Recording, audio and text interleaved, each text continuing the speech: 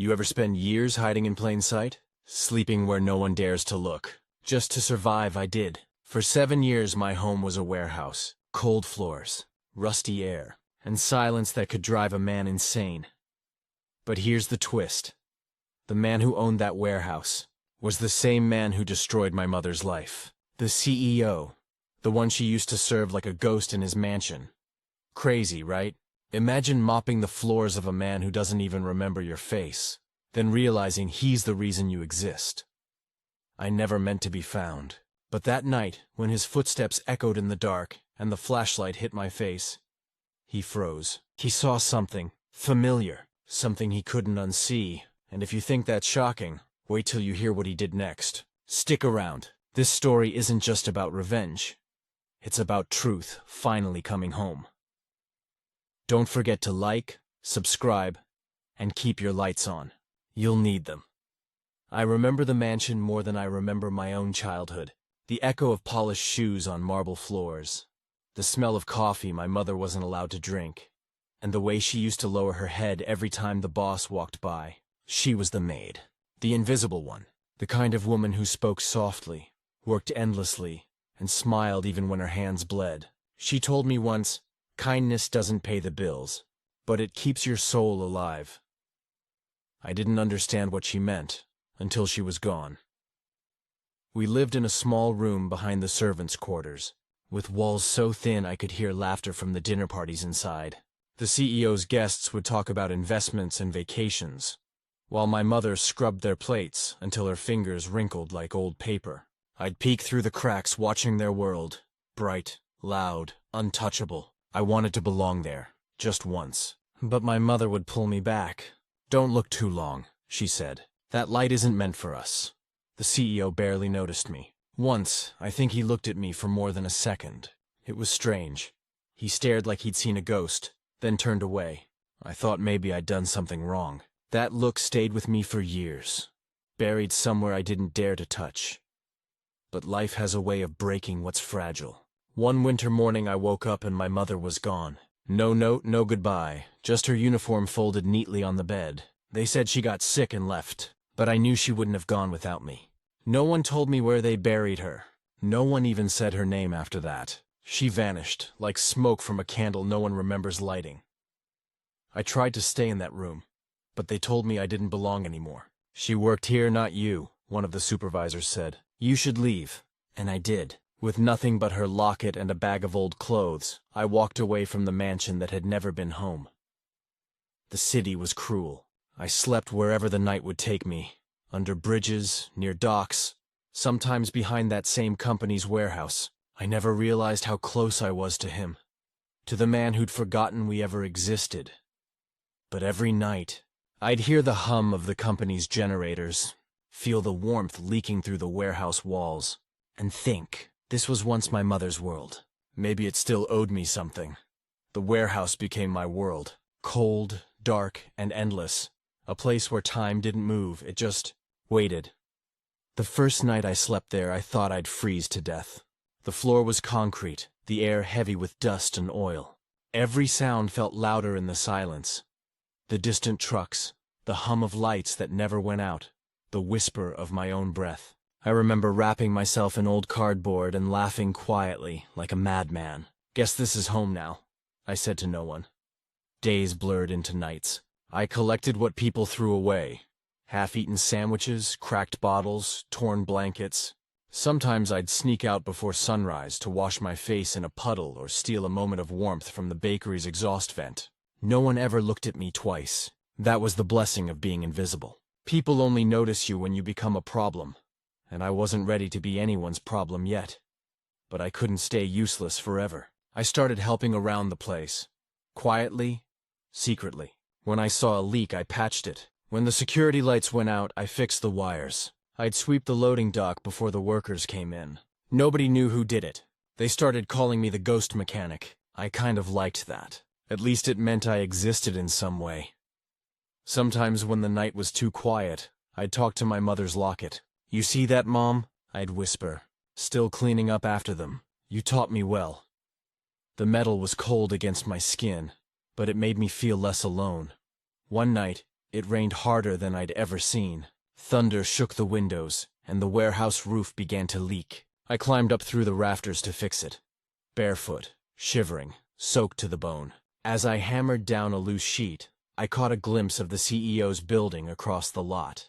Lights still on, of course. Rich people never sleep when they're counting money. For a second, I thought I saw him standing by the window, staring into the dark. Maybe he saw the flicker of my flashlight. Maybe not, but in that moment I whispered, "You don't even know who's watching you." Funny thing, the more I fixed, the more alive the warehouse felt. Like it was mine now, my secret kingdom of rust and shadows. I even built a small corner for myself. An old sofa, a shelf made from crates, a photo of my mother drawn from memory. It wasn't much, but it was mine. Sometimes the workers would talk while unloading shipments. I'd listen from above. They spoke about the CEO like he was a god, ruthless, brilliant, untouchable. But one day I heard something else. "You ever wonder why he doesn't talk about his past?" One man said. "He used to have someone before his wife, a maid or something. Then she vanished." My heart stopped. A maid, vanished, my mother. The pieces started clicking in slow, painful motion. I'd spent years believing the world forgot her. But maybe someone remembered. Maybe someone hid it. After that, I started watching more carefully. His cars, his schedule, the nights he stayed late. I wasn't looking for revenge then, just answers. But truth has a way of turning soft hearts into stone.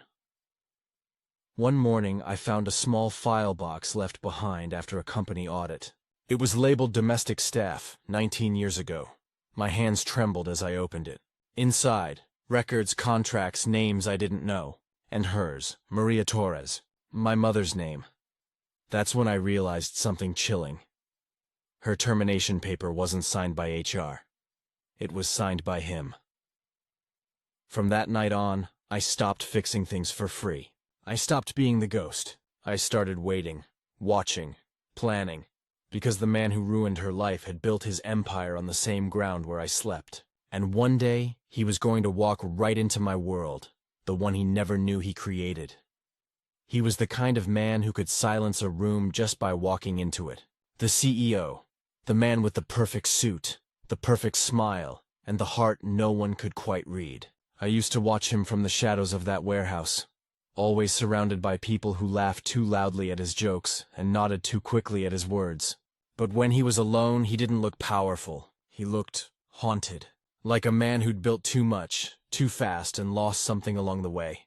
They said he started from nothing, built an empire from a garage and a dream. But I knew better. Men like him don't start from nothing. They start from someone. Someone they step over. Someone they forget. I often wondered if he remembered her. The maid who worked herself sick in his house. Did her name ever echo in that glass office of his? Or did he erase her like a stain that didn't belong on his expensive life? His employees feared him more than they respected him. I could hear it in their voices during late shifts, when they thought no one was listening. "If he catches you slacking, you're done," they'd whisper. He ruled through silence and precision. No raised voices, no chaos. Just the kind of calm that makes people nervous. And yet, every now and then, something in him cracked. One night, he came to the warehouse himself, checking shipments, pacing like a man running from his own thoughts. He picked up a wrench left on the floor and stared at it, like it reminded him of a life he didn't want to admit existed. Then he dropped it and left without a word. But the look on his face, tired, guilty, almost human, stuck with me. For the first time, I didn't just see the man who took everything. I saw the man who couldn't escape what he'd done. Funny, isn't it? The rich spend millions building walls to keep their pasts hidden, and still, the ghosts find a way in. I didn't need to break those walls. I just had to wait for the cracks to widen. Every day, I saw him arriving earlier, staying later. He'd stare at files like they were alive. Once, I caught him standing at the window again, looking straight at the warehouse. For a second, it felt like he could see me. Not the ghost, not the worker. Me. That was when I knew something was coming. He felt it too, even if he didn't understand it yet. Our worlds were getting closer, orbiting each other like two planets destined to collide. He just didn't know that when that collision happened, I'd be the one standing in the light, and he'd be the one begging for forgiveness in the dark. That night, I heard the footsteps before I saw him. Heavy, deliberate, the kind that makes walls whisper. The warehouse was supposed to be empty, yet here he was, striding past crates, flashlight slicing the darkness. My heart hammered like it wanted to escape my chest. I crouched behind a stack of boxes, unsure if I should run or stay. Part of me wanted to be seen. Another part wanted to vanish forever. "Who's there?" His voice was calm but firm, the kind of calm that made people freeze. He wasn't yelling, he wasn't panicking, but I could feel the authority in it. I thought of all the years I'd been invisible, all the nights I'd fixed what others ignored. Was this the moment the world finally noticed me? I stepped out slowly, my hands raised but not trembling. "Not anymore, it's me," I said. My voice echoed in the cavernous space. I could see him freeze. The flashlight trembled slightly in his grip. He took a step closer, squinting. You look familiar," he said, almost whispering. His eyes scanned my face like he was trying to remember a dream. "Have we met?" I laughed quietly, bitterly. "Do you remember a maid named Maria Torres?" I asked, letting the words hang in the damp air. His eyes widened, a flicker of recognition, shock, maybe even guilt. He swallowed hard, and for the first time the untouchable CEO looked small, human, fragile. I don't understand," he muttered. She had a son?" "Yes," I said, stepping closer. "I'm him, the one you left behind." My words were slow, deliberate, each one a hammer striking the walls of his perfect life. "The one who slept in your warehouse for years while you counted your money and ignored us both." The air thickened. He didn't move, didn't speak, just stared, as if seeing me was something impossible, a mistake his mind refused to accept. For a moment, I almost felt pity for him. Almost.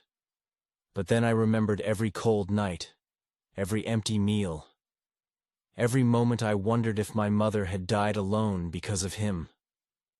"Why are you here?" he finally asked, voice barely more than a breath. I smirked. "I'm here because you can't hide forever, because the past doesn't stay buried, no matter how high your walls, no matter how loud your parties." He blinked, and I could see it. The first cracks. Fear, guilt, recognition. The kind of fear money can't buy. And then he did something I didn't expect. He stepped back. Not in anger, not in violence. In shock. You're my son?" His voice shook. I nodded slowly. "The one you never saw coming." And that's when I realized the game had changed. The boy in the shadows was no longer invisible. And the man who built an empire on other people's lives was about to face the one person he could never control. I watched him as the realization sank in. His face went pale, the kind of pale that only comes when someone remembers a mistake they can never undo. He stumbled backward, tripping over a crate, and for a moment I almost laughed. Almost. But then I saw the look in his eyes, the mixture of guilt, confusion, and something else. Something I hadn't expected. Fear. I stepped closer, my boots echoing against the concrete floor. "Do you remember her?" I asked softly. "Maria Torres, your maid?" His hands trembled slightly as he held them at his sides. I remember," he stammered. But his memory was incomplete. That's when I knew I had to remind him, not just with words, but with truth. I pulled out an old locket from my pocket, the one my mother had given me before she disappeared. It was scratched and worn, but inside was a faded photo of her, smiling, cleaning the mansion's grand hall. "She carried this with her the day you left her," I said. His eyes widened as he took it, shaking slightly. He traced the photo with a finger, his lips moving, but no sound coming out. Then I started telling him about the warehouse, the nights I spent alone, the cold, the hunger, the work I did just to survive. Every small act of survival. Every scrap of hope I held onto. I painted it in words. And as I spoke, memories began flooding back to him, like pieces of a puzzle he had ignored for decades. I told him about the night my mother vanished, about how no one explained, no one cared, and how I had been left to fend for myself. I could see it. His mind reaching for answers, for justification, for excuses, but there were none. Only the truth, glaring back at him like a mirror he didn't want to face. He opened a file I had kept hidden, documents I had retrieved quietly from the company archives over the years. Employment records, old contracts, letters, proof of her presence, of her service, of the way he had ignored her existence. He scanned each one, eyes widening, heart sinking. That's when he finally understood. Flashbacks began to hit me too as I spoke. I remembered the way she smiled at me before going to work, how she whispered encouragement while tears rolled down her cheeks. I remembered her warnings, her small acts of love in a world that gave her nothing. And suddenly, it all connected. Her life, my survival, and his obliviousness. I could see him trembling now, collapsing into a chair, holding his head as he tried to process it all. He had built an empire of money and influence, but the one thing he had ignored, the one thing that mattered most, had been staring him in the face all along. "Why didn't you ever tell me?" he whispered finally, his voice broken. I didn't answer. Some questions didn't need answers. The truth had its own weight, and it was heavier than anything he could carry. I only smiled faintly and let the silence hang, because now the past had found its voice, and the man who once ignored us would never forget again. He didn't stand when I entered the warehouse that evening. He stayed slouched in the chair, hands gripping the edge of the table like it could anchor him to some sense of control he no longer had. I could see the fear in his eyes now. Not the fear of losing money or status, but the fear of facing what he had done. He started, voice trembling. "I didn't know." "Didn't know?" I interrupted, my voice low, steady. "You didn't know what it meant to leave her, to leave me, to erase our lives with a signature and a shrug." He flinched. I made mistakes," he admitted. "But I never meant." I laughed softly, bitterly. "You never meant to ruin a life? You destroyed everything she had, everything I had. And now you sit there thinking a few words can fix it?" For the first time, he looked small, not just physically, though the warehouse lights made him shrink into shadows, but in spirit. All the power he had wielded, all the respect he commanded, couldn't protect him here. Not from me. I stepped closer, letting the echo of my boots remind him who I had become. I survived because of her. I survived because I had no choice. "You didn't just take her from me, you tried to take me from the world too." He swallowed hard. "Please, you'll get your chance to make amends," I said, voice softening, but only slightly. "But first you need to understand something. This isn't about your money, your empire, or your reputation. It's about truth, about what you left behind and what you ignored for decades." I could see the weight of it hitting him now. Every corner of his empire, every boardroom decision, every glamorous party, all meaningless in the face of what he had failed to see. He looked at me as if he was seeing a stranger, yet at the same time, he recognized something he had buried. His own blood, his own mistake, staring him in the face. I'm sorry," he whispered finally, almost too quietly to hear. But I didn't respond. Words weren't enough. He had a lifetime of rebuilding to do.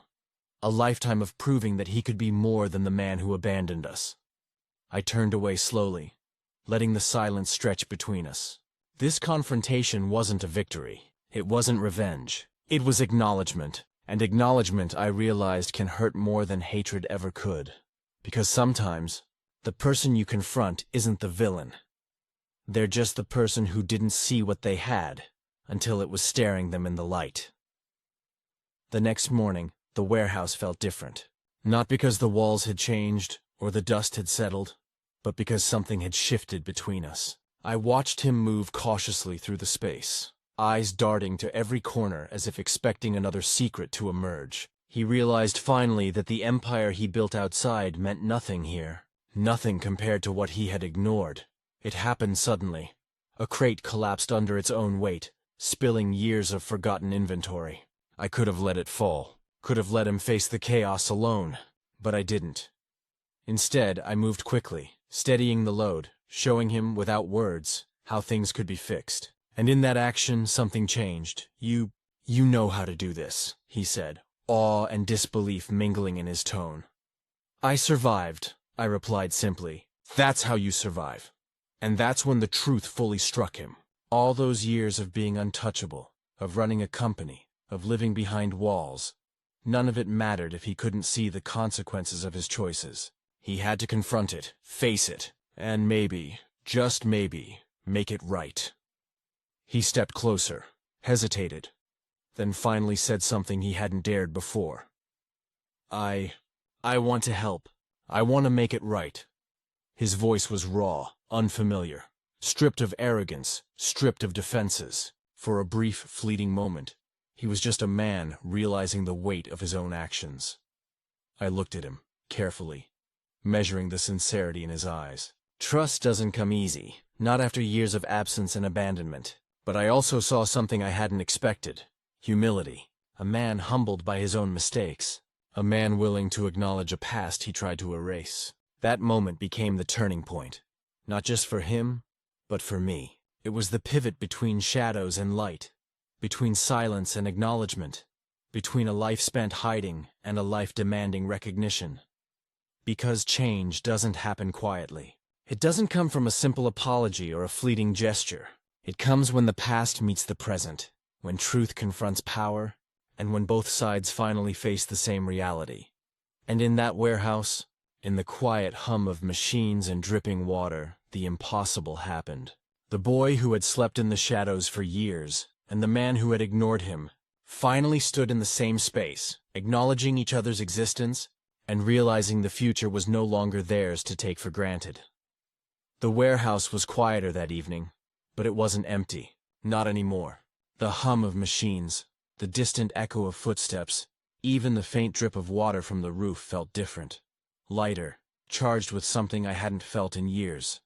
Possibility. The man who once ignored us, who thought power could erase responsibility, now stood across from me, seeing me for the first time not as a shadow, not as someone beneath notice, but as his own flesh and blood. He didn't try to explain. He didn't need to. Words had failed him long ago. Instead, he offered presence, the simplest, most profound acknowledgement of all. And in that silence I felt it, closure. Not just for me, but for my mother too. Her life, her sacrifice, her love, finally recognized. I let him see the boy who had survived, who had endured, who had turned pain into strength, and I let him understand that survival was never enough. What mattered was reclaiming what was stolen. Dignity, recognition, and the chance to rebuild.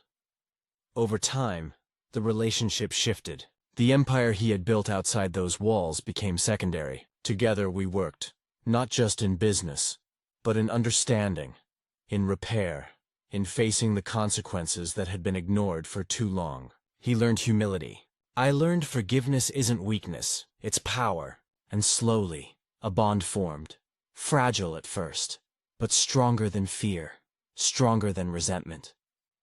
Looking back, I realize now that life isn't about revenge, or punishment, or keeping score. It's about truth, about letting the past speak, about showing up when it matters most, about demanding that those who ignore responsibility finally answer for it. And maybe that's the lesson my mother left behind. That even in the darkest places, even when the world has forgotten you, you still have a voice. You still have a life to reclaim, because in this life, the shadows will always be there, but so will the light, if you have the courage to step into it.